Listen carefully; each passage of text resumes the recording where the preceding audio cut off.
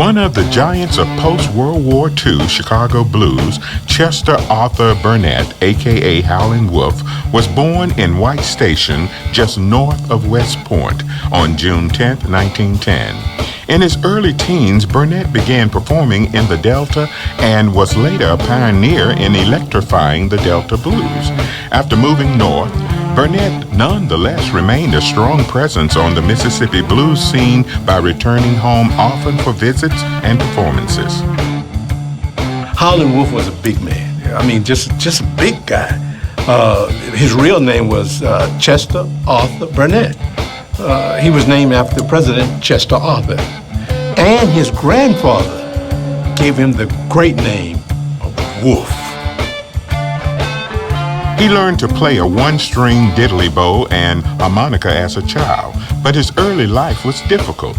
Cast out by his mother, Burnett lived in White Station with his great-uncle until he ran away from home at 13 and hitched a train to the Delta.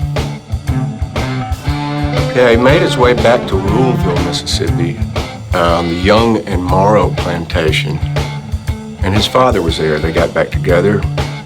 Good reuniting, and it was his father who gave him his first guitar in 1928. He was 18. Burnett soon fell under the wing of blues pioneer Charlie Patton, who taught him showmanship and songs that Burnett would later record, including Pony Blues. Burnett developed a distinctive style highlighted by his naturally raspy voice and howling, a technique he developed by trying to imitate Jimmy Rogers' signature yodels. As Howlin Wolf, he performed in the region with bluesmen including Johnny Shines, Floyd Jones, Sonny Boy Williamson II, and Robert Johnson. You know, in the spring he came back home, made no difference where he was at on the road, to work his dad's farmland. After serving in the Army 1941 to 43, Wolf took up farming and in 1948 moved to West Memphis, Arkansas, where he formed an electric blues band and hosted a radio show on KWEM. Wolf music caught the attention of Sam Phillips, producer, Memphis, Tennessee producer Sam Phillips. And he recalls that when he heard that music, he said, "This is for me.